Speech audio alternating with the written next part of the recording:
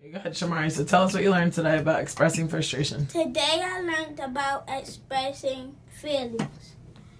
Okay. First, if somebody call you a name, you use an I statement, keep your cool, or take a deep breath. Okay, have you ever tried it? Yes. Does it help you? Yes. Can you show me how you keep your cool?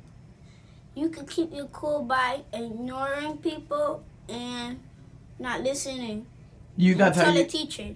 You keep your cool by ignoring them, not listening, and telling the teacher? Yes. Does it work? Yes. How do other people keep their cool? What if you can't ignore them? Go tell the teacher.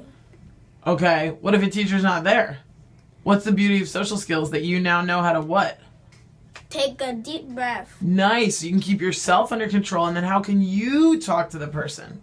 Using an I statement. Nice. So for instance, if I called you a boogerhead, can you express your frustration to me? Go ahead. I didn't like it when you called me a booger face. Oh, sorry to hear that. Sorry about that. My bad. Nice. Good job, Shamari. High five. Way to start your day.